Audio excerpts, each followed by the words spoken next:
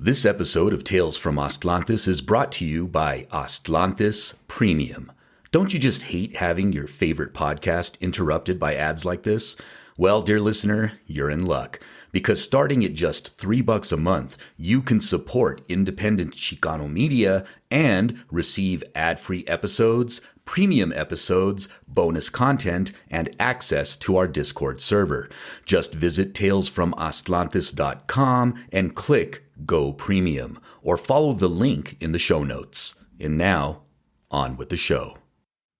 Season 4, Dispatch 4, Ranflas y el Modern Art. Panolte, and welcome to the fourth dispatch of Tales from Aztlantis, Season 4. I'm your host, Tlakatekatl, and the subject of today's dispatch is the De la Torre Brothers exhibit entitled Upward Mobility that is still currently on view at the McNay Museum in San Antonio until September 15th, as well as the recently closed exhibit at the Bullock, Texas State History Museum about Lowriders entitled Carros y Cultura. Over the summer, I visited the McNay Museum in San Antonio specifically to look at the De la Torre Brothers' exhibit, Upward Mobility. The exhibit is a powerful exploration of identity, culture, and the American dream. Through their vibrant and thought-provoking artworks, the brothers delve into the complexities of being Mexican-American, navigating the challenges and opportunities of upward mobility. The exhibit showcases their artistic journey from their humble beginnings to their current status as renowned artists. By blending traditional Mexican art techniques with contemporary styles, the De la Torre brothers offer a unique perspective on the immigrant experience and the ongoing pursuit of equality and opportunity. The exhibit also delves into the cultural tapestry that bridges the United States and Mexico. Brothers Ainar and Jamex de la Torre, based in Baja California and San Diego, have collaborated since the 1990s, their shared passion for blown glass igniting a fruitful partnership. Upward Mobility showcases their distinctive maximalist aesthetic through 4 galleries featuring glass sculpture, lenticular prints, video, and installations. Drawing inspiration from Aztec mythology, Catholic iconography, popular culture, and art history, the brothers create symbolically charged imagery. Their mixed media works playfully blend humor and satire to critique consumerism and excess. Upward Mobility embraces contradiction and multiplicity, encouraging viewers to form their own interpretations and responses. As the De la Torre brothers have said, our art is a reflection of our journey, a testament to the power of upward mobility. Well, that's putting it mildly, I would say, since theirs is an ambitious sensory overload pushing aesthetics, conception, and meaning to their limits. The result is a lavish yet disturbing exhibition that is both mind-bending and straightforward. Now, let me give you a more indigenous Chicano perspective on the exhibit. The exhibit is a kaleidoscope of sensory overload combining sculpture, video, holograms, blown glass, and more. The effect is more exhilarating and unsettling, often within the same piece. The brothers blur the lines between high and low art, juxtaposing delicate glass and porcelain with kitschy holograms. Mesoamerican imagery such as Aztec and Olmec mingles with pop culture references, monster movies, and provocative forms inspired by cacti and arteries, a technicolor rascacielos or skyscrapers, if you will. The show feels less like a curated exhibition and more like a fever dream piñata overflowing with pop culture, Aztec icons, and excessive over-the-top detailing that'll make a lowrider blush. In effect, I found myself wandering through a technicolor skyscraper built on a foundation of contradictions.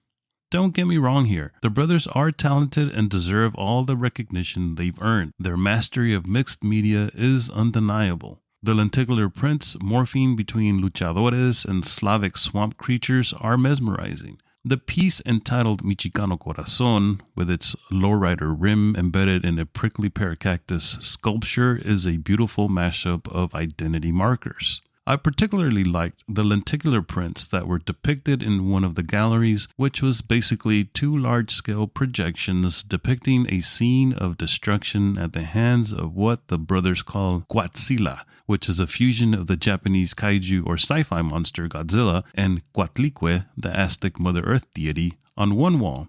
On the opposite wall, they projected the mashup monster they call Mictlantecuhtli, which combines Russian President Vladimir Putin with the Aztec deity of the underworld Mictlantecuhtli.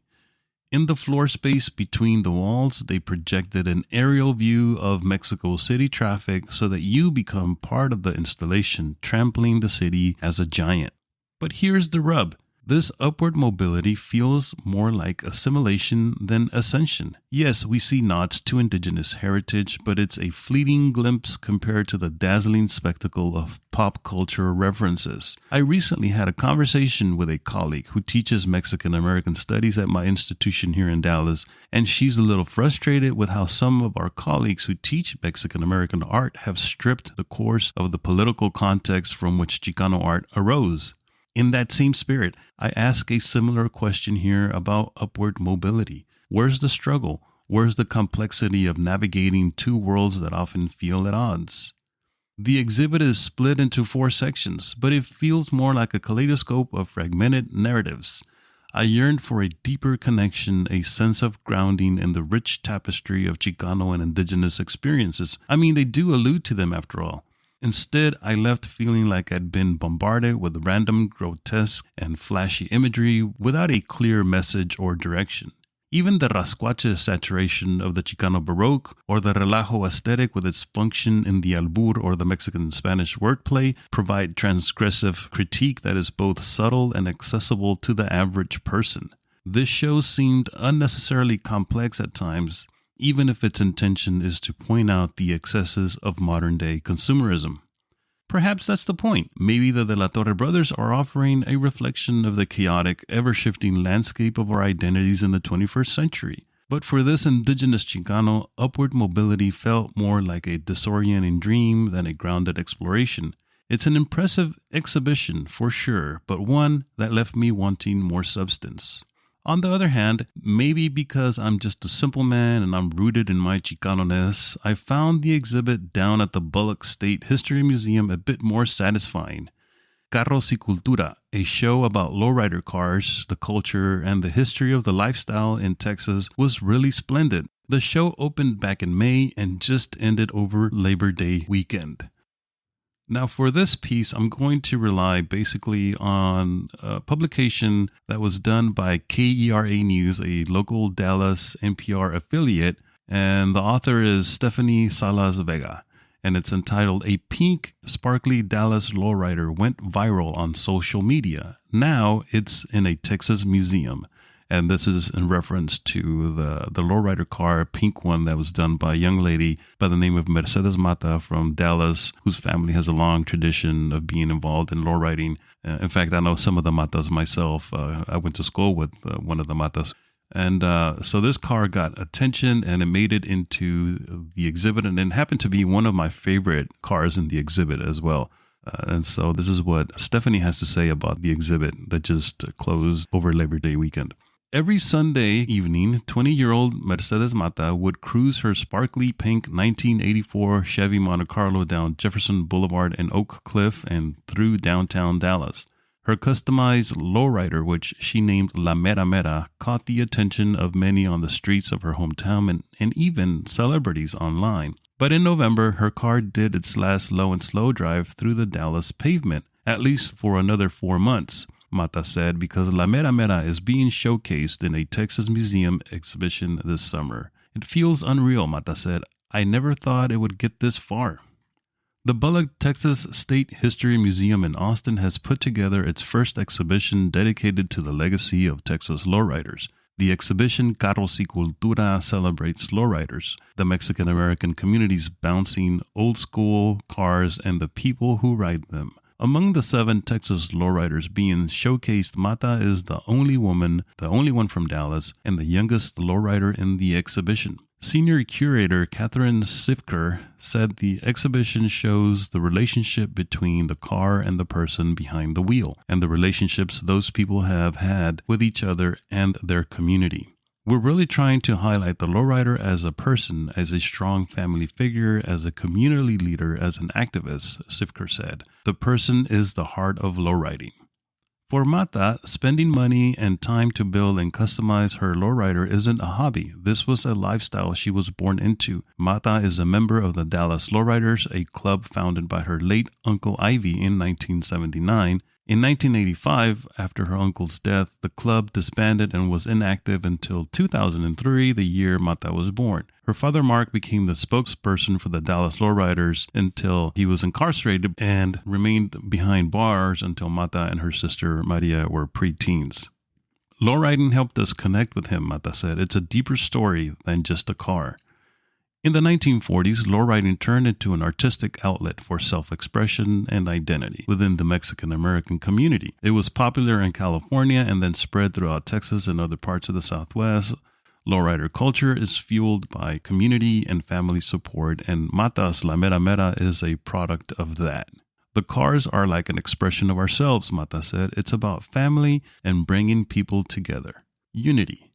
Mata spent 5 months taking La Mera Mera apart and upgrading it for the exhibition. She redid the hydraulic setup, redipped the chrome suspensions, replaced the motor, updated the pink trunk, and more. The glittery rose gold lowrider still has the Dallas Lowrider silver plaque showing in the rear window, but another edition shows the real Mera Mera. A candy pink mural of Mata was painted on the hood of the car. Mata, wearing the popular upside-down Dallas cap, is surrounded by Dallas sights. Some of the images include the Texas Theater in Oak Cliff, the Jefferson Boulevard street sign, the Dallas Neon Pegasus icon, and the downtown skyline. Everybody that knows me knows I have a big personality, Mata said. I was like, let's go all out.